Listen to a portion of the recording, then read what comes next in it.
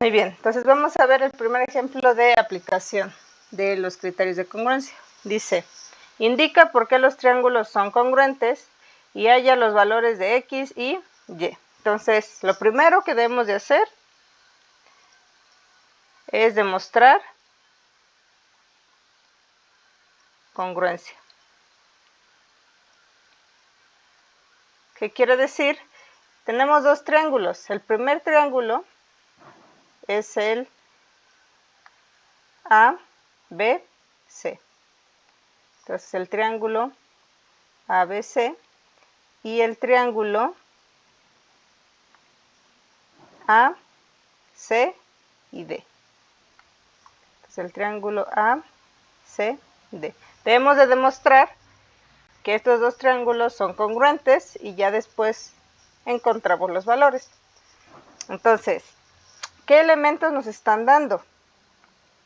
Nos están dando un ángulo, para el triángulo ABC, nos están dando un ángulo de 35 grados. Para el triángulo ACD, también nos están dando un ángulo de 35 grados. Entonces, quiere decir que tienen un ángulo igual. Luego tenemos el lado AB, que mide 18, y tenemos el lado AD, que mide 18. Entonces, tenemos un lado igual. Entonces, ya llevamos un lado igual. Vamos a ir anotando, si no, para que no se nos olvide. Entonces, un lado igual y un ángulo igual. Ahora nos falta otro elemento para aplicar algún teorema. Y entonces nos fijamos que este lado BC vale 12 y este lado CD vale Y. Entonces, pues no sé si son iguales. Luego aquí tenemos un ángulo que vale X y un ángulo que vale 85 grados, que tampoco sé si son iguales, entonces no lo puedo asumir. Pero tenemos un lado en común, que es el lado AC. Este lado lo comparten ambos triángulos. Es un lado en común, entonces por lo tanto es igual. Entonces tenemos un lado igual.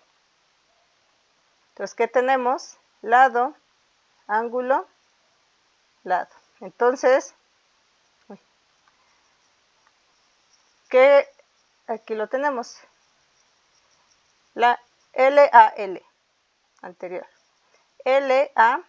Tenemos el segundo criterio de congruencia. Entonces, aquí vamos a escribir por el criterio 2, lado, ángulo, lado, el triángulo ABC es congruente con el triángulo AC y D. Y vamos a escribir aquí. El primer lado igual que tenemos es el lado AB, que es igual al lado AD, y que mide 18, este de aquí. Este lado y este lado. Luego el ángulo igual es el ángulo, este de aquí, de 35. Es el ángulo BAC.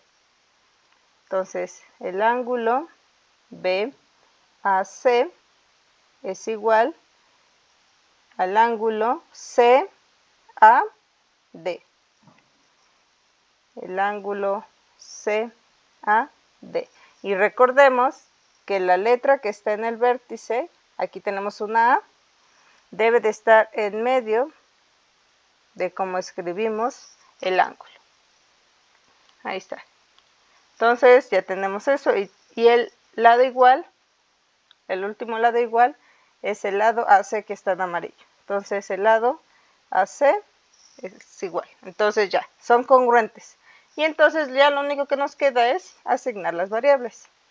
Tenemos que el ángulo de 85 grados está comprendido entre el lado que vale 18 y el lado que mide 12. Entonces, este lado que nos falta es el lado que tiene asignada Y. Entonces, aquí le vamos a poner que Y vale 12. Ahí está. ¿sí? Porque ya son congruentes, ya los dos triángulos son iguales. Y entonces, ¿quién es X? ¿Cuánto vale X? Pues X es el ángulo comprendido entre el lado 18 y el lado 12. El lado 18 y el lado 12 del otro triángulo forman el de 85 grados. Por lo tanto, X vale 85 grados. Y ya si quisiéramos encontrar el último elemento faltante, que es este ángulo, ocuparíamos que la suma de los ángulos interiores de un triángulo suma 180 grados. Entonces, si ya tenemos que uno vale 85 y el otro 35, si lo sumamos nos dan 120. Entonces, ¿cuánto nos falta para 180?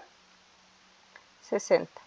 Entonces, este ángulo mide 60 y por lo tanto este ángulo también mide 60. Y así es como resolvemos el ejemplo número 1.